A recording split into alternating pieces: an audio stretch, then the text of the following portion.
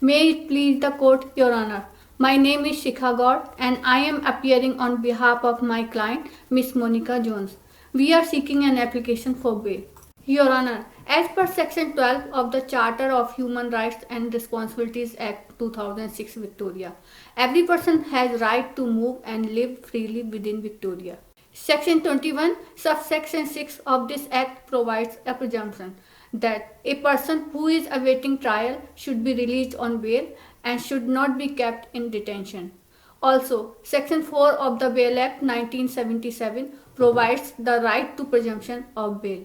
Your Honor, my client Miss Monica Jones has been charged with three offences, namely common assault under Section 23 of the Summary Offences Act 1966 Victoria, persons found drunk under Section 13 of the Summary Offences Act 1966 Victoria, and causing injury intentionally or recklessly under Section 18 of the Crimes Act 1958 Victoria. Your Honor, the exceptional circumstances test under Section 4AA of the Bail Act applies to only those offences which are mentioned in Schedule 1 and Schedule 2 of the Bail Act. But the charges laid on my client do not fall either under Schedule 1 or under Schedule 2. Therefore, Your Honor, this test is not applicable on the bail application of my client. Rather, the prosecution has burden of proof that there is an unacceptable risk for granting bail as per the cases of Stewart 2004 or Beljejev 1998. Your Honor, pursuant to cases Ghiller 2000 or Harika 2001, the category of unacceptable risk is broad one and strong evidence is required to refuse bail under this category. Therefore, my client cannot be considered unacceptable risk if granted bail pursuant to Section 4E of the Bail Act 1977 and so should not be refused bail. Your Honor, I would like to address the background of Miss Monica Jones. She is 24 years old. She was born and raised in Melbourne. She earns $112,500 per annum in marketing. She has been living with her partner for 2 years.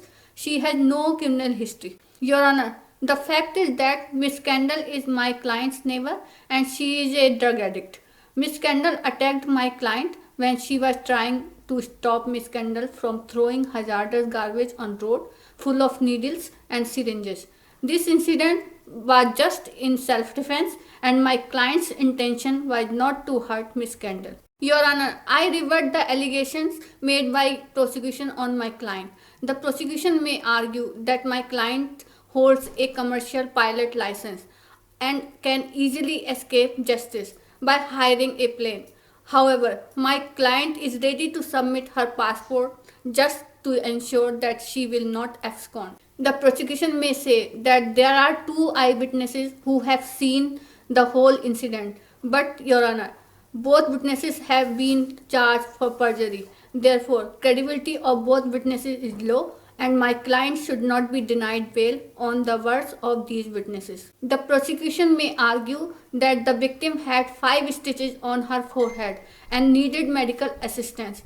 Your Honor, I have received no medical report in my office to prove what type of injury it is. The alleged offence is neither covered under Schedule 1 nor under Schedule 2 of the Bail Act. So, the bail should not be refused on this ground. The prosecution may say that the victim was quite traumatized by the event, but being a drug addict has made her a sensitive person. Your Honor, the gravity of an offence must be seen from a reasonable person's point of view. The prosecution may allege that my client's childhood friends are associated with a local crime gang. But despite of having such company for so long, my client never committed any crime. Therefore, Your Honor, my client should not be judged by the company she keeps and bail should not be denied. The prosecution may also allege that my client has not spoken with her parents for 6 years. But Your Honor, she has been trying to contact them and she wishes to speak with them. But they want to keep the distance because they do not like her sexual identity as a bisexual. Your Honor, I have provided all the valid reasons to the court to decide this application in favor of my client. Also, there will be no unacceptable risk to the society if bail is granted to my client. All the elements which were against my client have been reverted, and it is the discretion of the court to grant bail to my client with or without conditions. Your Honor, I conclude my arguments here, seeking release of my client on bail.